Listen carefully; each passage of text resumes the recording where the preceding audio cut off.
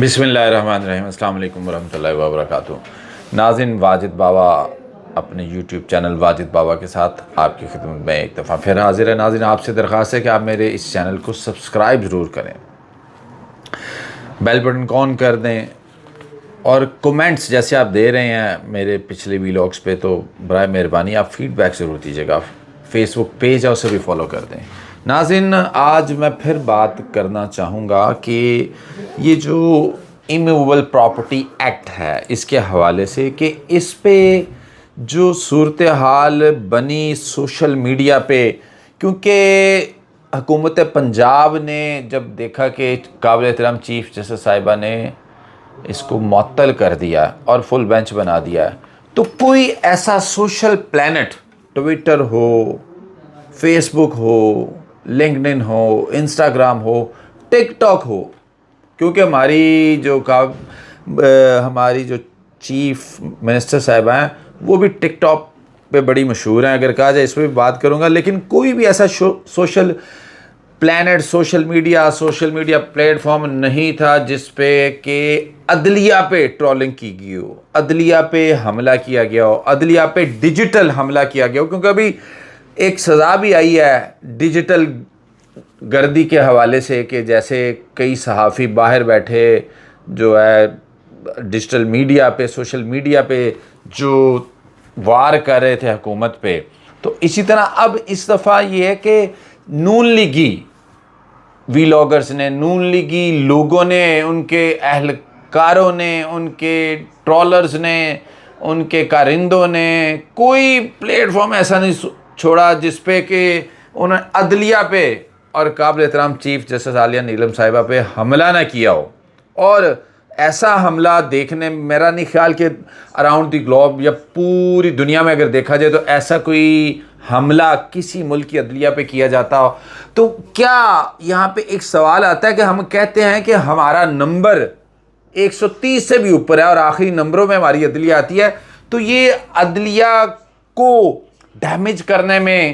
نون league کا ہمیشہ ہاتھ رہا ہے۔ اور اس دفعہ بھی اگر انٹرنیشنل جتنی بھی ایجنسیز ہیں، کوئی اخبار ہے، کوئی بھی میڈیا ہے، تو کیا یہ جتنی ٹرولنگ عدلیہ پہ کی گئی پاکستان کے اندر، یہ کس لیے کی گئی؟ عدلیہ کے وقار کو بڑھانے کے لیے یا گرانے کے لیے؟ آپ کہتے ہیں کہ ججز نہیں فیصلے کرتے، آپ کہتے ہیں کہ عدلیہ کام نہیں کرتی، کیسز پینڈنگ پڑے رہتے ہیں اس وجہ سے، لیکن یہ جو آپ نے عدلیہ گردی کی ہے ڈیجیٹل میڈیا پہ، اس نے کیا اس کا وقار بڑھا دیا ہے؟ لیکن اب صورتحال ایسی ہے کہ جو بھی معاملات، جتنے بھی معاملات کیے گئے ہیں، اس کے حوالے سے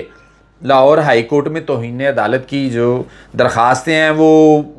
مریم نواز کے خلاف بھی دائر کر دی گئی ہیں، اور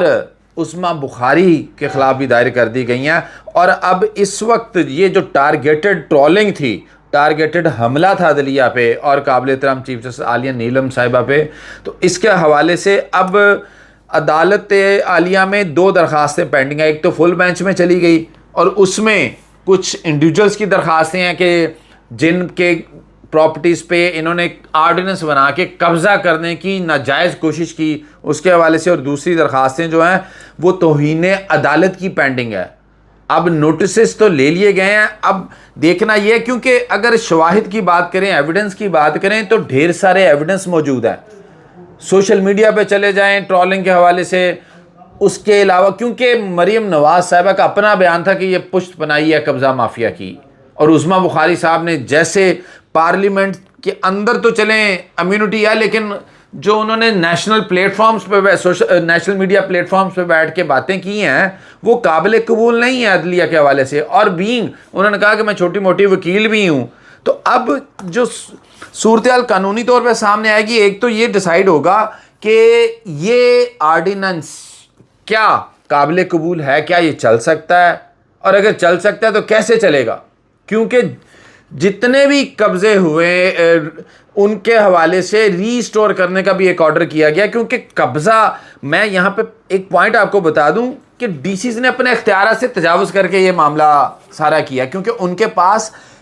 اس آرڈیننس میں بھی اس چیز کا اختیار نہیں تھا کہ وہ قبضہ کسی کو دلواتے، انہوں نے زبانی قبضے دلوانا شروع کر دیے. اور ڈی سیز کی بھی باری آ جائے گی، کیونکہ جو حکومتی مشینری ہے، لوکل ایڈمنسٹریشن ہے، انہوں نے بھی اپنے اختیارات سے اوپر جا کے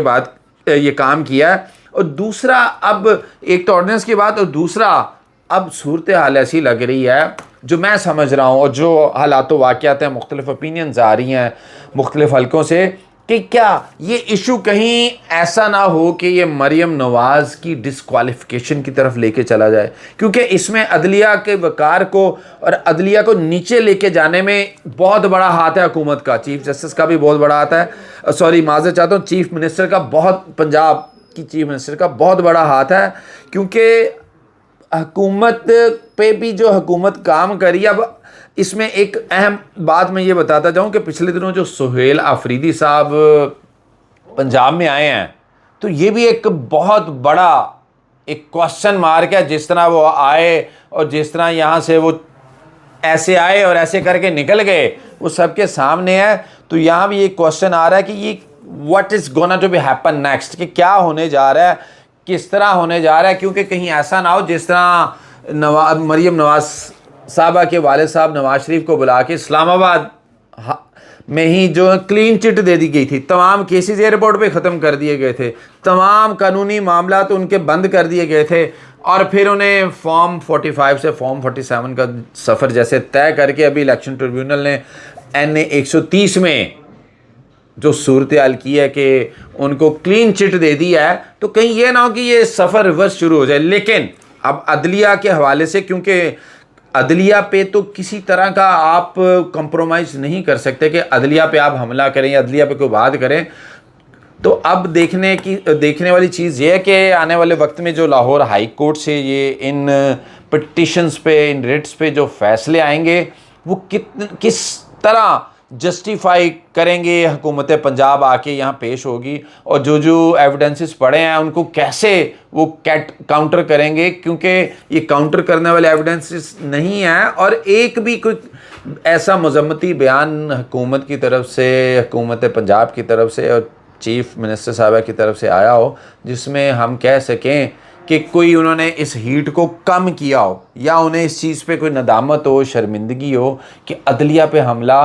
نہیں کرنا چاہیے. تو لیٹ سی کہ کیا صورتحال بنتی ہے. دوسری طرف یہ کہ جن کے قبضے جو ہیں ہوئے تھے، ان کے قبضے جب ریسٹور ہوں گے، کیونکہ انہوں نے اس آرڈیننس کے تحت لینڈ مافیا، قبضہ مافیا کو سہولت کاری کی تھی چیف منسٹر صاحبہ نے. لیٹ سی کہ اب دیکھیں گے کہ کیا بنتا ہے اور یہ قبضے کس طرح واپس آتے ہیں. اپنا خیال رکھیے گا. اللہ نگہبان.